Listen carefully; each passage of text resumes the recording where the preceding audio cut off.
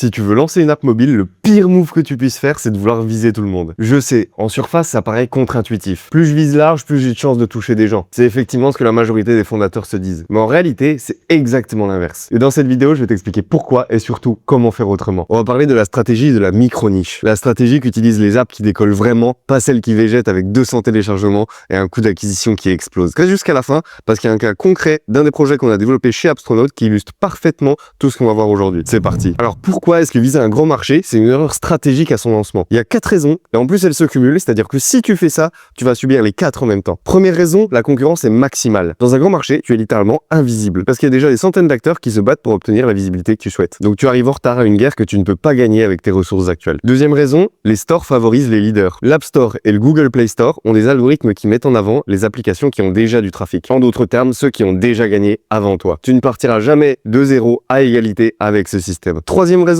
et celle-là, elle est souvent fatale, le CAC explosif. Le coût d'acquisition client devient souvent insoutenable quand tu es face à des équipes avec des budgets marketing illimités. Ils peuvent se permettre de perdre de l'argent pour t'écarter, toi, non. Et quatrième raison, les standards UX très élevés. Quand tu arrives sur Instagram, les utilisateurs s'attendent par défaut à une qualité comme Uber ou Instagram. Pas à une application un peu moins bien, juste un MVP pour tester quelque chose. Ils s'attendent exactement à la même chose, à la même attente qualité. Et reproduire ce niveau-là, ça coûte du temps et de l'argent évidemment. Donc tu l'as compris, tu ne bats pas un géant en étant un peu mieux ou un peu moins cher. Tu les battras bien plus facilement en étant sur un terrain où eux ne sont pas. Et ce terrain, c'est la micro-niche. Je vais t'expliquer comment ça fonctionne. La micro-niche, c'est simple à comprendre. Au lieu de concurrencer les géants de front, tu t'adresses à une sous-catégorie qui est mal adressée par eux. Concrètement, voici comment ça se traduit sur 4 marchés différents. Musique. Le généraliste, c'est Spotify. En gros, il sert tout pour tout le monde. Et dans cette catégorie, voici des micro-niches qui pourraient être intéressantes. Une app de synchro BPM pour les DJ, une app d'analytics pour les musiciens indépendants, une app de concentration pour les gens avec un TDAH. Et jusqu'à maintenant, Spotify ne s'adresse à aucune de ces personnes-là spécifiquement. Côté rencontre, maintenant, le généraliste, c'est Tinder. Les micro-niches sur cette catégorie, il y en a plein. Que ce soit par type d'alimentation, que ce soit par exemple les parents seuls, que ce soit par confession religieuse, que ce soit les sportifs engagés. Ce sont des audiences passionnées, ultra ciblées, qui sont prêtes à payer pour trouver une app qui leur ressemble. Catégorie bien-être, maintenant, on a Headspace qui vise la méditation pour tous. Mais si tu crées une app spécifiquement pour les entrepreneurs stressés, pour les étudiants en médecine ou pour les enfants neuroatypiques, là tu parles directement à quelqu'un. Et cette personne, elle se dit « Ah, cette app, elle est vraiment faite pour moi ». Et enfin, catégorie cuisine, on a Yumly qui propose toutes les recettes, mais on pourrait très bien retrouver une app dédiée à la diète keto, une app spéciale pour les recettes air fryer ou encore le meal prep pour les sportifs. Et là, c'est une toute autre histoire en termes d'engagement et de rétention. Alors maintenant, est-ce que tu vois le pattern? Parce que dans chaque catégorie, il y a des dizaines et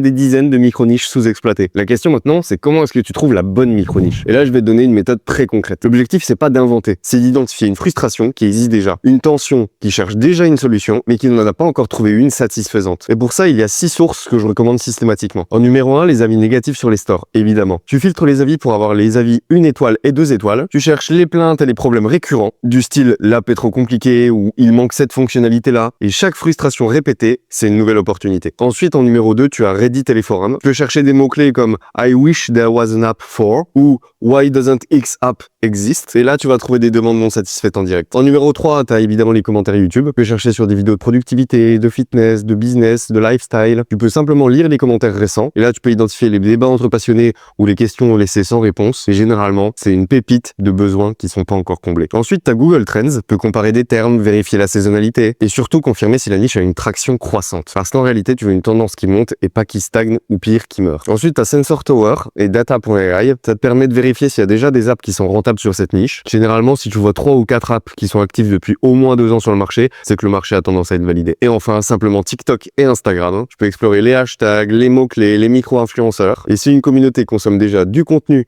à ce sujet, c'est qu'il y a une belle opportunité à saisir. Donc tu l'auras compris, le message clé de cette slide, c'est de ne rien inventer, mais d'identifier une problématique déjà bien présente. Bon, disons que maintenant tu as une idée de micro-niche en tête. Super. Mais avant de développer quoi que ce soit, et j'insiste là-dessus, tu dois la passer au crible de ces 4 questions. Et la règle est claire, si tu réponds non à 2 de ces questions ou plus, on abandonne. Première question, est-ce un problème fréquent? Parce que nous, on veut pas résoudre un problème qui arrive une fois par an, mais un problème que les gens rencontrent régulièrement, idéalement tous les jours. Mais un problème que les gens rencontrent régulièrement, idéalement tous les jours ou toutes les semaines. Deuxième question, les gens cherchent-ils déjà une solution? Est-ce qu'ils cherchent ce problème sur Google? Est-ce qu'ils posent des questions sur Reddit? S'ils ne cherchent pas, ça peut être un indicateur qu'ils n'achèteront pas. Troisième question, est-ce qu'ils payent déjà pour résoudre ça? Et là, ça peut même être de manière imparfaite ou détournée. Si la réponse est oui, la disposition à payer est déjà sûre à 100%. C'est vraiment le signal le plus fort. Et enfin, dernière question, est-ce que je peux identifier précisément précisément cette audience. Peut-on la cibler avec des ads? A-t-elle des communautés, des influenceurs, des forums? Si elle est introuvable en ligne, ça va être beaucoup plus compliqué de l'atteindre. Une fois que ta niche a passé le filtre des 4 questions, il reste une étape essentielle, la validation économique. Et là, on ne parle pas de deviner si ça va marcher. On parle de vérifier avec des données tangibles si de l'argent circule déjà dans cette niche. Au niveau des outils, t'en as plein.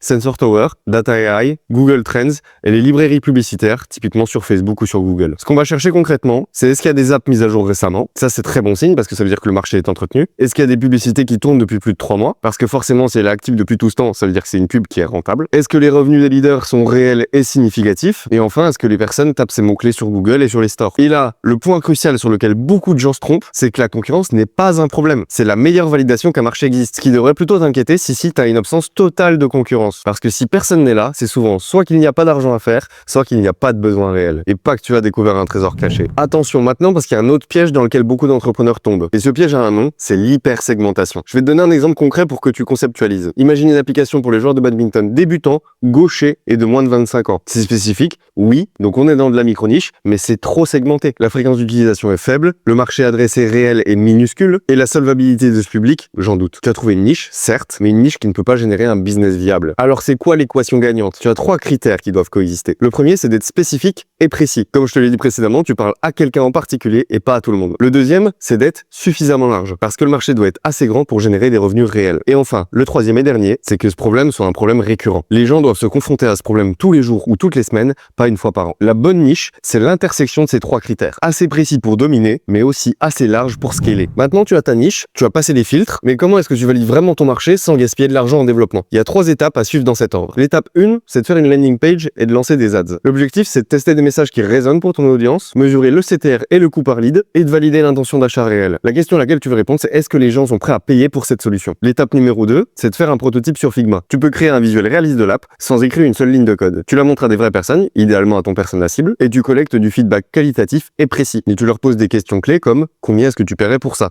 L'idée, c'est vraiment de réaliser une première étude de marché. Et l'étape 3, c'est un MVP mobile minimal. Une seule fonctionnalité centrale, le parcours utilisateur minimal, et l'idée, c'est de tester de l'activation et la rétention. T'as pas besoin de 15 fonctionnalités pour prouver la valeur de ton application. Tu n'as besoin que d'une seule qui résout un vrai problème et qui fonctionne. D'ailleurs, j'ai réalisé récemment une vidéo sur comment construire son MVP. Je t'invite à aller la voir sur la chaîne. Maintenant, on passe à la pratique. Je vais te donner un exemple concret, un projet qu'on a développé chez Appstronaut. Ça s'appelle CookOfry et c'est le compagnon indispensable du Airfryer. Au moment où on a lancé ce projet, les ventes d'Airfryer étaient en pleine explosion. Des millions de personnes venaient d'acheter un de ces appareils. Elles avaient toutes le même problème. Qu'est-ce qu'on cuisine avec ça? Quelles sont les meilleures recettes? On avait plusieurs options de ciblage. Par exemple, faire une application de recettes généraliste, comme on peut voir avec Yummly, avec Marmiton et toutes les dizaines d'autres apps qui se ressemblent. On pouvait faire une application de recettes healthy ou fitness, niche qui est déjà bien occupée. Ou bien on pouvait faire une app dédiée au Airfryer. Et c'est ce choix-là qui a tout changé. Parce que là, le message marketing, il devient ultra précis. T'as un Airfryer, tu sais pas cuisiner, on a la solution. Pas de friction. Pas d'ambiguïté. Là, la personne, elle se reconnaît immédiatement. Dans le MVP, on a mis des recettes adaptées, la recherche par ingrédients, le partage communautaire avec les photos et l'option favori et liste. On a préféré ne pas mettre dans le MVP tout ce qui était relatif à de la marketplace, à de la livraison de repas, au coaching vidéo personnalisé ou encore au suivi précis des macros. Le principe qui a guidé chaque décision, c'était de résoudre le problème principal, l'inspiration quotidienne. Tout ce qui ne le résout pas directement, c'était ni plus ni moins que de la distraction. Et la distraction, ça dilue la valeur et ça rallonge le développement. Revenons sur quelque chose d'essentiel. Comment structurer ton MVP une fois que tu as ta niche. La règle d'or est simple. Un MVP doit résoudre un seul problème central. C'est pas deux, et c'est pas un problème central plus quelques features sympas. C'est vraiment un problème central. Et pour décider si une fonctionnalité a sa place dans le MVP, tu lui fais passer 3 tests. Si elle en échoue un seul, elle disparaît. Première question, l'app fonctionne-t-elle sans cette feature? Si oui, c'est du confort, ça saute. Deuxième question, est-ce que quelqu'un paierait uniquement pour ça? Sinon, alors c'est un accessoire. Ça ne génère pas de valeur suffisante pour justifier sa présence. Enfin, en troisième et dernier, est-ce que ça résout le cœur du problème? Sinon, c'est encore une distraction. Et là, peu importe à quel point c'est cool ou innovant, si ça ne résout pas le problème central, ça n'a pas sa place. Ces 3 tests sont impitoyables, mais c'est exactement pour ça qu'ils fonctionnent. Maintenant, je veux te laisser avec quelque chose d'important avant de conclure. Parce que la peur que j'entends souvent, c'est si je me spécialise trop, je ne deviendrai jamais grand. Alors laisse-moi te raconter rapidement comment Airbnb a commencé. Airbnb n'a pas commencé en voulant révolutionner le tourisme mondial. Vraiment pas. On est en 2007, à San Francisco. Il y a une grande conférence de design qui est prévue. Les hôtels sont complets et les participants n'ont nulle part où dormir. Et là, 2 types ont un appartement avec de la place et surtout une idée. Ils louent des matelas gonflables et ils appellent ça Air Bed and Breakfast. Leur audience, c'était les designers qui allaient être présents à cette convention. Juste eux. À ce moment-là, ils se sont pas dit je veux créer la prochaine grande plateforme de voyage. Mais ils se sont demandé quel segment précis avait un problème urgent à résoudre. Et une fois que le concept a fonctionné sur cette micro-niche, ils ont répliqué sur d'autres conférences, puis d'autres grandes villes. Et par la suite les particuliers, le luxe, avec une expansion contrôlée, étape par étape. Ils ont résolu un problème de matelas, avant de résoudre un problème de voyage. C'est ça la vraie stratégie. La niche d'abord, l'expansion ensuite. 90% des applications mobiles meurent dans les 12 premiers mois. Et je sais que cette statistique, tu l'as probablement déjà entendue. Mais est-ce que tu sais vraiment pourquoi? C'est pas la faute du code, c'est pas la faute de la technologie, mais c'est souvent la faute de la stratégie. Concrètement, des apps trop larges qui veulent plaire à tout le monde et qui au final ne plaisent à personne. Des apps qui sont trop complexes dès la V1, avec un utilisateur qui au final est perdu en moins de 3 secondes et qui ne reviendra jamais. C'est des MVP mal structurés où les features nice to have ont pris le dessus sur le vrai cœur du problème. Et c'est avant tout des apps lancées sans aucune validation, sur une seule intuition et sans une seule preuve de marché. Donc tout ce qu'on a vu dans cette vidéo, la micro-niche, les 4 questions, la validation économique, les 3 tests du MVP, c'est la réponse directe à chacun de ces 4 problèmes. La question maintenant, c'est est-ce que ton projet est en train d'éviter ces pièges ou est-ce qu'il a déjà mis le pied dans plusieurs d'entre eux? Parce que si tu es arrivé à la fin de cette vidéo, c'est que tu as certainement déjà un projet en tête, ou voire même un projet en cours de développement, et que cette vidéo t'a fait réaliser qu'il y avait quelques petites choses à reconsidérer. Dans les deux cas, on peut t'aider à aller plus vite et à éviter les erreurs coûteuses. Chez Appstronaut, c'est exactement ce qu'on fait. Identifier une micro-niche pertinente, structurer un MVP intelligent et tester le marché avant de scaler. On l'a fait pour Cookofry, mais aussi pour plus de 140 autres projets. Et pour t'aider à faire la même chose sur ton idée, on te propose un appel stratégique. C'est sans engagement et sans pitch commercial. Juste un échange pour analyser ton idée, identifier les risques et te donner une roadmap claire. Le lien pour réserver ton appel stratégique se trouve dans la bio. C'est gratuit, c'est en visio et les créneaux sont limités. Maintenant, je te remercie d'avoir regardé cette vidéo jusqu'au bout. Et si tu penses qu'elle t'a apporté de la valeur, je t'invite à la partager avec quelqu'un qui a aussi un projet d'application. Ça peut lui éviter beaucoup d'erreurs. Allez, à très vite.